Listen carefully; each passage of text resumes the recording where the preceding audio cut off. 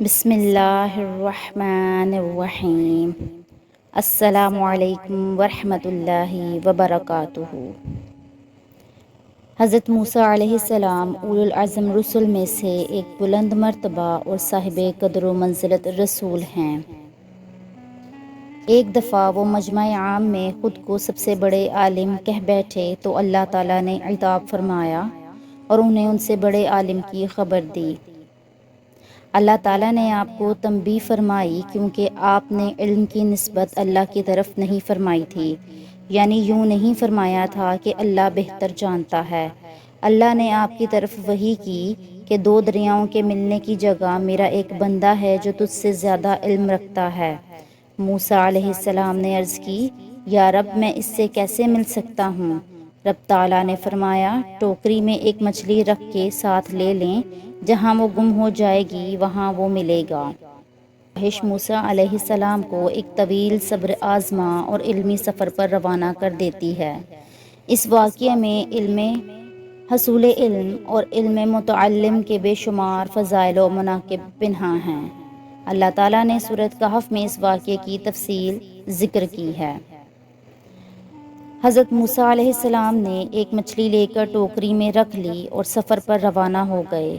آپ کے ساتھ آپ کے خادم یوشع بن نون علیہ السلام بھی روانہ ہوئے۔ چلتے چلتے وہ ایک چٹان تک پہنچے، وہاں وہ سر رکھ کر سو گئے۔ اس دوران میں ٹوکری میں مچھلی تڑپی اور ٹوکری سے نکل کر سمندر میں جا گری۔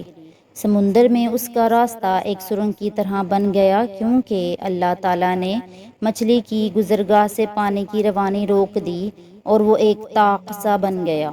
جب حضرت موسیٰ علیہ السلام بیدار ہوئے تو یوشع بن نون نے انہیں مچھلی کے بارے میں بتانا بھول گئے۔ چنانچہ وہ دن کا باقی حصہ بھی چلتے رہے اور پھر رات بھر بھی چلتے رہے۔ اگلے دن موسیٰ علیہ السلام نے اپنے خادم سے فرمایا، لا ہمارا ناشتہ دے، ہمیں تو اس سفر سے تکلیف اٹھانی پڑی۔ نبی کریم صلی اللہ علیہ وآلہ وسلم نے فرمایا، حضرت موسیٰ علیہ السلام کو تھکاوٹ محسوس نہیں ہوئی حتیٰ کہ اس جگہ سے آگے چل پڑے جہاں پہنچنے کا انہیں اللہ نے حکم دیا تھا۔ تب آپ کے خادم نے آپ سے عرض کی کہ آپ نے دیکھا بھی، جبکہ ہم پتھر سے ٹیک لگا کر آرام کر رہے تھے وہیں میں مچھلی بھول گیا تھا۔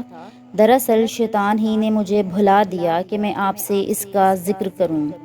اس مچھلی نے ایک انوکھے طور پر دریا میں اپنا رستہ بنا لیا۔ فرمایا، مچھلی کے لیے سرنگ بن گئی اور یہ چیز موسیٰ اور آپ کے خادم کے لیے تعجب کا باعث ہو گئی۔ تب حضرت موسیٰ علیہ السلام نے فرمایا، یہی تھا جس کی تلاش میں ہم تھے، چنانچہ وہیں سے اپنے قدموں کے نشان ڈھونڈتے ہوئے لوٹے۔ وہ دونوں اپنے نشانات قدم دیکھتے دیکھتے چٹان تک جا پہنچے۔ دیکھا کہ ایک آدمی کپڑا اوڑھے موجود ہے۔ حضرت موسیٰ علیہ السلام نے سلام کہا۔ خضر علیہ السلام نے کہا، اس سرزمین میں سلام کہاں سے آ گیا؟ آپ نے فرمایا، میں موسیٰ ہوں۔ انہوں نے کہا، بنی اسرائیل کے موسیٰ؟ فرمایا، جی ہاں، میں آپ کی خدمت میں اس لیے حاضر ہوا ہوں کہ جو آپ کو علم عطا ہوا ہے مجھے بھی سکھا دیں۔ انہوں نے کہا، آپ میرے ساتھ ہرگز صبر نہ کر سکتے۔ اے موسیٰ، میرے پاس اللہ کی طرف سے ایک علم ہے جو اس نے مجھے سکھایا ہے، وہ آپ کو حاصل نہیں، اور آپ کو اللہ کی طرف سے ایک علم ملا ہے جو اس نے آپ کو سکھایا ہے، وہ مجھے حاصل نہیں۔ حضرت موسیٰ علیہ السلام نے فرمایا، انشاءاللہ آپ مجھے صبر کرنے والا پائیں گے اور میں کسی بھی بات میں آپ کی نافرمانی نہ کروں گا۔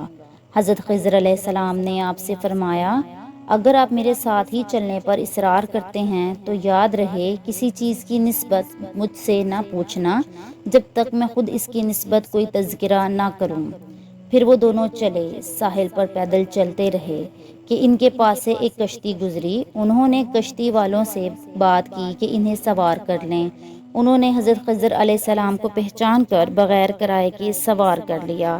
جب وہ کشتی میں سوار تھے، آپ نے اچانک دیکھا کہ خضر نے بسولے کے ساتھ کشتی کا ایک تختہ اکھاڑ دیا۔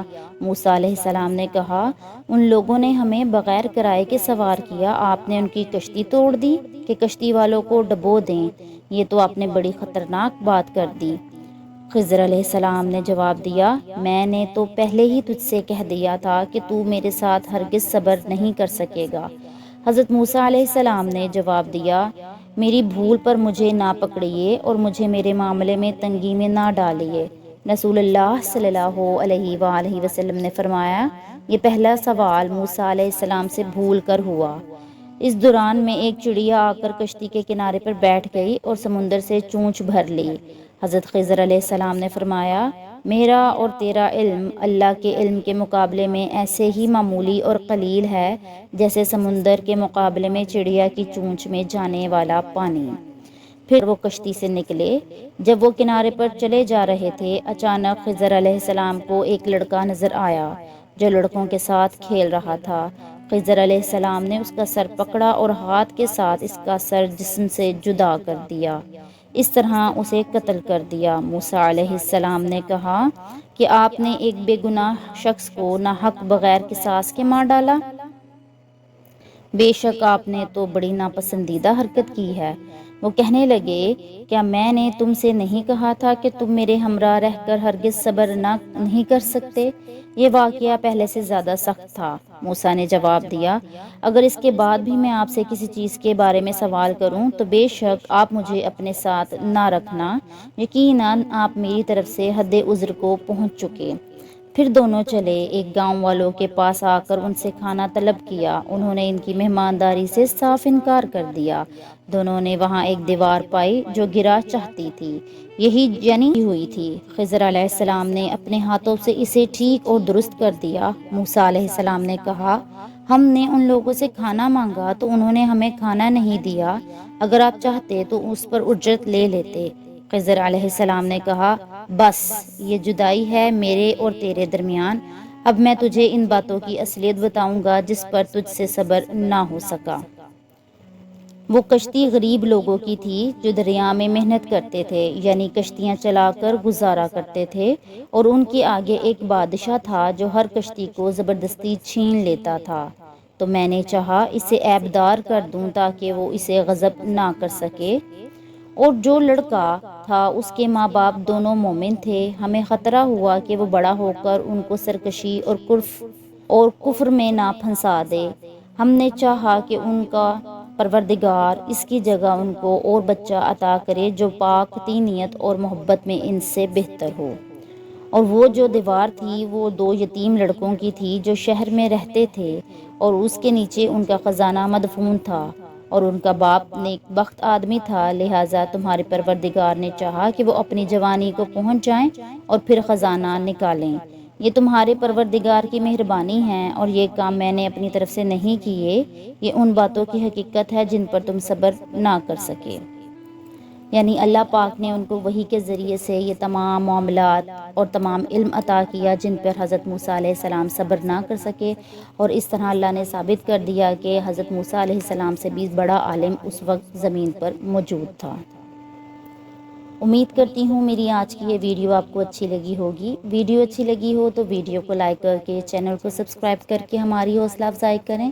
پھر ملاقات ہوگی ایسی ہی معلوماتی ویڈیو کے ساتھ۔ اپنا خیال رکھیے گا۔ اللہ حافظ۔